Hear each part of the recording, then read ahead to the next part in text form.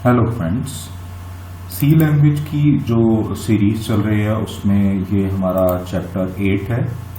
इस चैप्टर में हम प्रोग्राम्स देखेंगे।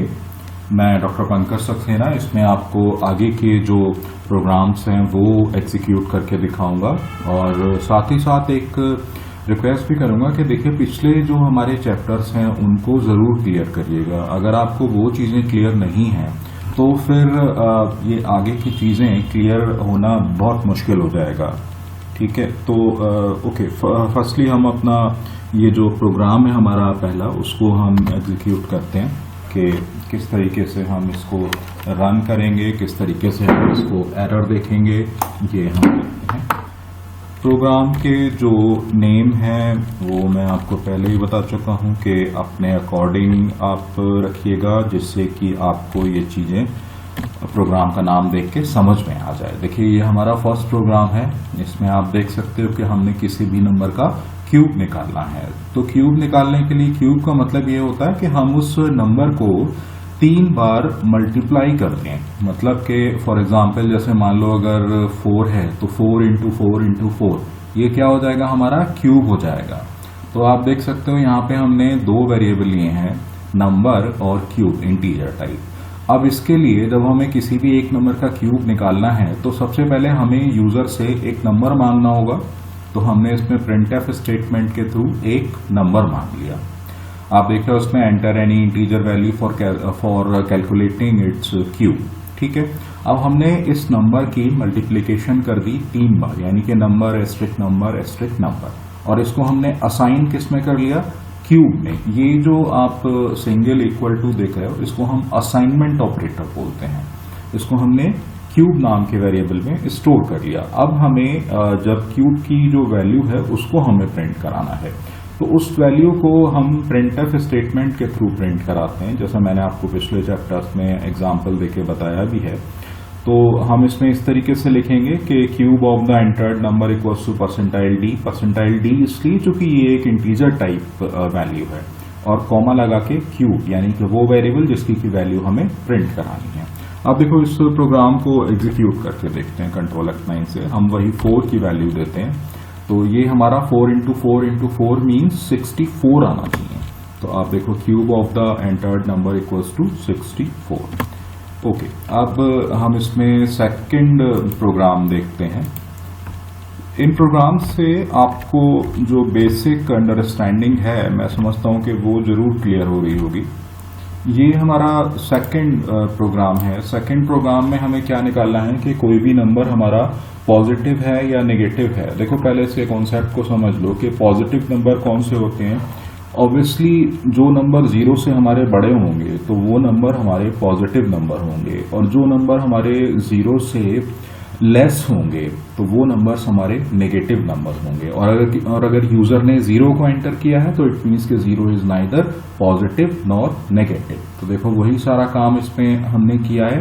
ये प्रोग्राम एक छोटा सा आपको इफ एल्स का प्रोग्राम मैं दिखा रहा हूं, मतलब क्योंकि नेक्स्ट चैप्टर हमारा इफ एल्स का ही होगा तो ये एक छोटा सा प्रोग्राम मैंने आपको इफ एल्स का बना के दिया है। इसकी जो डिटेल, इसकी जो थियोरिटिकल चीजें हैं वो नेक्स्ट चैप्टर में पहले हम पढ़ लेंगे। ये सिर्फ एक सिंपल प्रोग्राम बना के दिया है। मीन्स के इसमें हम इफ लगाते हैं कि अगर ऐसा है तो ये प्रिंट हो, एल्स इफ अगर ऐसा नहीं है तो ये प्रिंट हो। और अगर ये दोनों कंडीशन मतलब कि ना नंबर पॉजिटिव है ना नंबर नेगेटिव है तो क्या प्रिंट हो, हमारा जो हमने प्रिंटफ में दे रखा है। अब देखो इस प्रोग्राम को हम रन करते हैं। एंटर अ नंबर, हमने जैसे 7 दिया तो ये हमारा पॉजिटिव नंबर है। अब एक बार हम इस प्रोग्राम को और रन करते हैं। ये हमने यहाँ पे फॉर एग्जांपल माइनस का 7 दिया तो -7 इज अ नेगेटिव नंबर। इस प्रोग्राम को एक बार हम और रन करते हैं और हम यहाँ पे 0 देते हैं तो 0 is a neither positive nor negative. तो इस तरीके से ये हमारा प्रोग्राम वर्क कर रहा है। नेक्स्ट प्रोग्राम को देखते हैं। अगर आपको ये सारे प्रोग्राम्स समझ में आ रहे हैं, चैनल से आप कनेक्ट रहना चाहते हैं तो चैनल को प्लीज़ सब्सक्राइब करिएगा और लाइक भी करिएगा। ये हमारा थर्ड प्रोग्राम है। तो थर्ड प्रोग्राम में देखिए क्या है। थर्ड प्रोग्राम में हमें सिंपल इंटरेस्ट को प्रिंट करना है, निकालना है, उसके बाद प्रिंट करना है। ये जो मैंने कमेंट सेक्शन में दिया है, ये जो आप देख रहे हो ये हमारा कमेंट होता है। ये जो मैंने पिछले चैप्टर्स में आपको बहुत अच्छी तरीके से क्लियर करके बताया भी है। इसमें जो वेरिएबल्स के नेम हैं जैसे PAMT, ROI, तो ये इसके मीनिंग जो हैं वो मैंने आपको ऊपर ये बताए गए हैं। ठीक है, अब देखो सिंपल इंटरेस्ट निकालने के लिए हमें 3 चीजों की जरूरत होती है। पहली चीज प्रिंसिपल अमाउंट, दूसरी चीज रेट ऑफ इंटरेस्ट और तीसरी चीज टाइम पीरियड।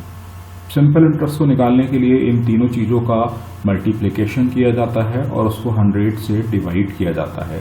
तो जब ये 3 चीजें हमें चाहिए तो सबसे पहले हमें इन 3 चीजों को यूजर से एंटर करवाना होगा और यूजर से एंटर कराने के बाद इनकी मल्टीप्लिकेशन करके इनको 100 से डिवाइड करके ये जो एक वैल्यू निकलेगी उसके बाद मल्टीप्लिकेशन होके और 100 से डिवाइड होके तो उस वैल्यू को हमें किसी न किसी एक वेरिएबल में असाइन करवाना होगा, क्योंकि हमें उस वेरिएबल की वैल्यू को प्रिंट कराना होगा। अब आप देखो हमने SI नाम की एक वेरिएबल, SI नाम का एक वेरिएबल ले रखा है। SI मीन्स सिंपल इंटरेस्ट, तो सिंपल इंटरेस्ट का यही फॉर्मूला है। तो ये पूरी वैल्यू कैलकुलेट होके जब आएगी तो ये SI नाम के वेरिएबल में असाइन हो जाएगी और पिछले प्रोग्राम की तरह हम SI की वैल्यू को प्रिंट करा लेंगे। इस प्रोग्राम को भी रन करके देखते हैं। फॉर एग्जांपल प्रिंसिपल अमाउंट मैंने 6000 एंटर करा, रेट ऑफ इंटरेस्ट मैंने 4 दिया इसमें और टाइम पीरियड मैंने इसमें 6 दे दिया। तो आप देखो इसमें ये आपका आंसर आएगा। ये इसमें लास्ट के 6 डिजिट इसलिए चूंकि हमने फ्लोट टाइप लिया है तो ये पॉइंट के बाद 6 डिजिट तक शो करता है। ठीक है, नेक्स्ट प्रोग्राम इसमें देखते हैं। इन प्रोग्राम्स को आप अपने एक बार मन में लॉजिक जरूर क्लियर करिएगा और अगर कुछ भी चीज आपको लगता है कि क्लियर नहीं हो रही है तो उसको आप कमेंट सेक्शन में पूछिएगा जरूर, मैं 100% उसका रिप्लाई दूंगा।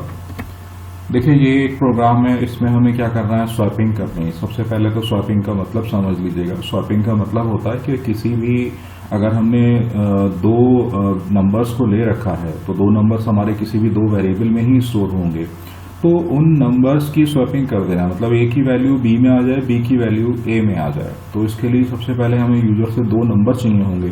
तो हमने एंटर द फर्स्ट नंबर, पहले नंबर को हमने फर्स्ट नम नाम के वेरिएबल में स्टोर कर लिया।